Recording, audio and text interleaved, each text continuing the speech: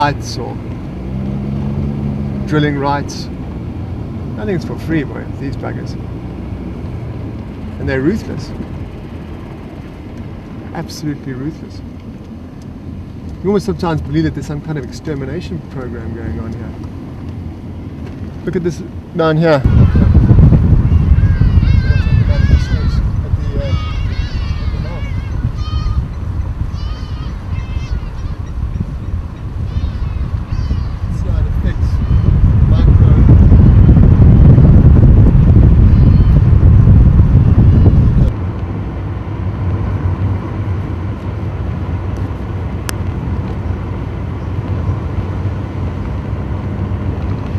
I saw these guys in Uganda where so you got these concentration camps, what they call IDP camps, which is internally displaced people, and they just became like cannon fodder for these soldiers to come in. I mean, the soldiers are all acting on behalf of the government to keep the fear up, to maintain the control, and then you got these sort of the Dutch organizations and the Canadians who come through and they develop these things called war child programs. They just build more camps. They just make them frilly with sign writing saying war children, but they're still keeping them away from the family structures and things like that. You know, so what are they doing that's different? There's still no integration, but now they're a place for rich little kids to come and pat the black kids on the head, and they feel good about themselves, but they put them into more concentration camps. It's mind-boggling. I don't know what makes them tick. They have to put up camps with a barbed wire fence around them. We mean they aren't accepted by those communities. How can they possibly try and bring about any kind of restitution? They're all fear-based then, and they make themselves exclusive from the community. And I don't understand what the aim of that is. So I guess I need to be educated. Working with CONTRALESA. He was the chairman of CONTRALESA, Congress of Traditional Leaders. And out of all the councils that I've been in, this is one of the strongest, where his presence, where he was extremely highly respected in his community. Here, which is called the Amasami. And so now his mother is the acting chief. Or a Middle Eastern thing, isn't it? Came down from the north. Originally, who knows, but they're not going to move.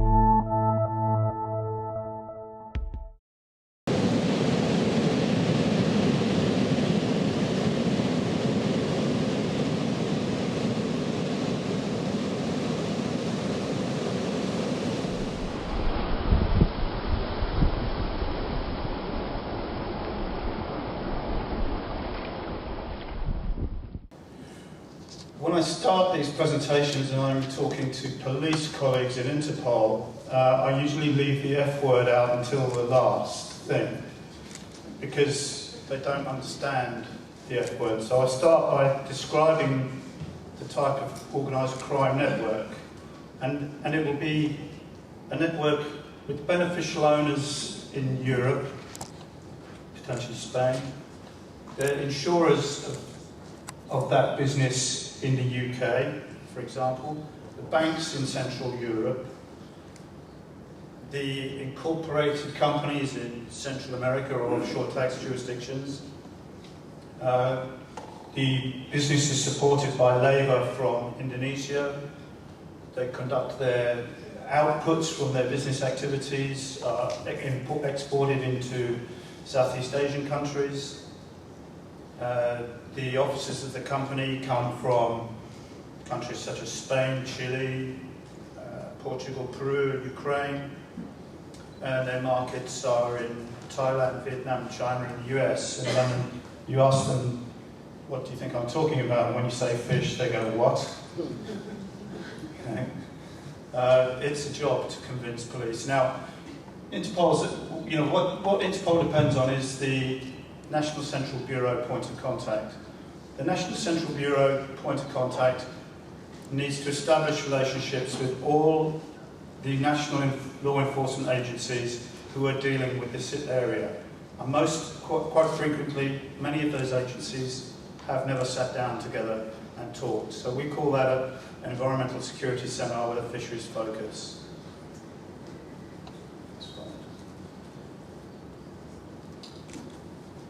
So the fisheries crime types are quite simply, we've heard a list on several occasions. I'm going to give you some real examples from the Antarctic operations.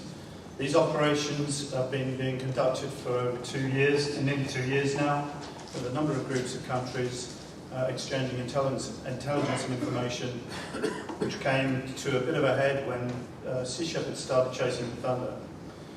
The standard crime types are, of course, abuse of the registries, we've heard from Nigeria, customs frauds, financial frauds, insurance frauds, breaches of national, administrative and criminal law, and breaches of national law by nationals. It's important, although I'm talking about toothfish, what's the connection to Africa? Well, the connection to Africa is that the registries of Equatorial Guinea, Sierra Leone, and Nigeria were abused. The criminals are very clever. They know where these weaknesses are. And one key thing that protects them is that we don't communicate with each other effectively over law enforcement. That's their key advantage. The modus operandi is frequent changes of name and identity, changes of ownership, the national registry abuses, the gaps, exploiting the gaps, for example, in the Nigerian fisheries legislation, and the lack of effective monitoring capability if a vessel never goes to your port. Licensing abuses, many examples of fraudulent licenses I've come across. Duncan's mentioned those. I've worked with Duncan for a few years when I was in the UK, and the ease with which licenses can be forged is it's very easy, and it's difficult to provide documents that can be verified. And there's another key issue. If your documents are presented to you in a port, how do you verify that with the country who issued them?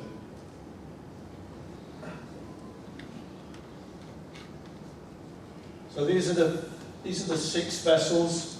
5 of them have purple notices on them.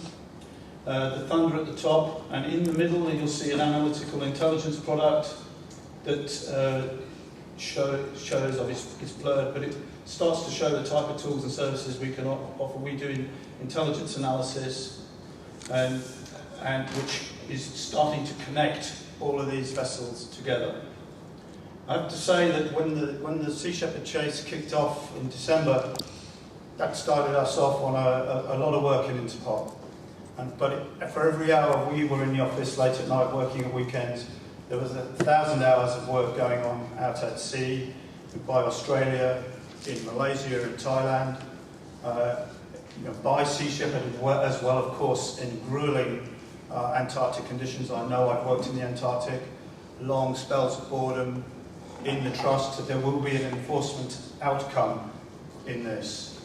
Let me reassure everybody, including our friends from the press, that we were on the case the whole time, as were all those other countries. We've been engaging in extremely expensive, time-consuming operations. The Thunder's at the bottom of the sea. All of these vessels have been arrested. Some have been released because the judicial process has been exhausted. So what did Interpol do? Since the 16th of December last year, we were following it. What we do is we send out through our national central bureaus the I-24/7 notices to all the countries concerned where we thought the Thunder might go. This triggers a response from those countries if the vessel goes near them. But more importantly, what we also know, apart from governments, apart from Sea Shepherd and civil society, there are other networks within networks who are collaborating, such as Stop Illegal Fishing, Trig Mug Tracking and the task forces, who are collaborating on the ground and they are aware also of what's going on, and they know there is a law enforcement response in the offing, and the Interpol approach means that people have confidence that there is a concerted effort going on, even if it isn't apparent at the time. So, Thunder set off. We were watching it the whole time, weekly conference calls. As you see it dithering about to the south of South Africa here, we wondered what it was trying to do. We were alerting all the authorities up the Mozambique Channel, including all the French territories and overseas departments. He snaked up between the French territories here and eventually decided to make a run for it up to Sao Tome. In Sao Tome, it was no coincidence that there was a concerted enforcement response in Sao Tome. We sent an investigation support team there, which ensured that rather than getting off the boat and flying home and filing their insurance claim, they were met with a coordinated law enforcement response, which is part in part coordinated by Interpol, and including the Nigerian Maritime Rescue Services, because of the coordinated efforts of the Anti-Piracy Centre in Ghana.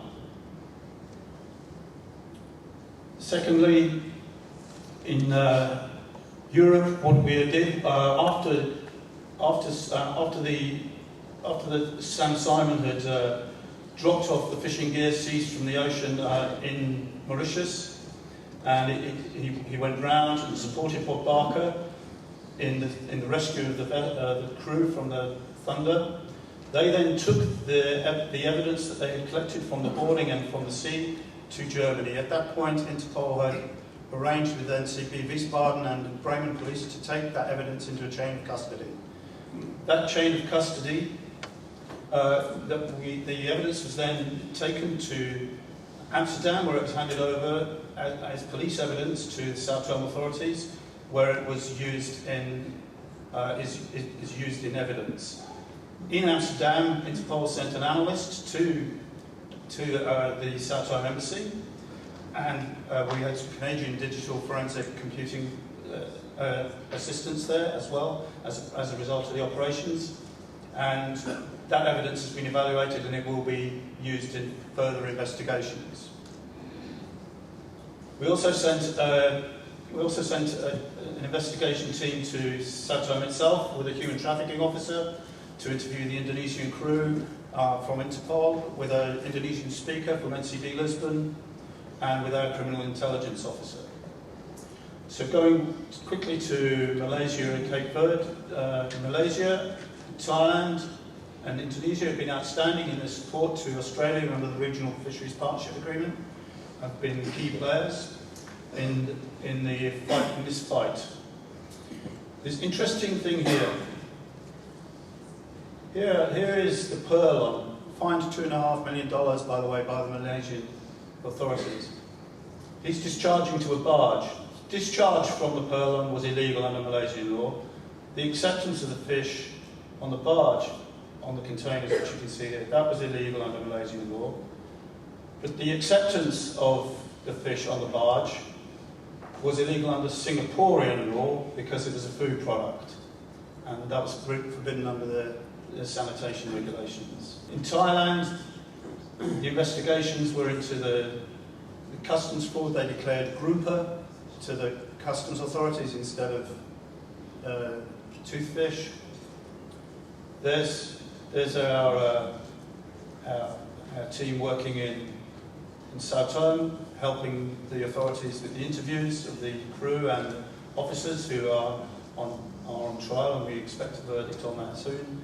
Here's the team in the embassy in Sao Tome, in Amsterdam with our Canadian colleagues, looking at all the evidence brought back from Germany.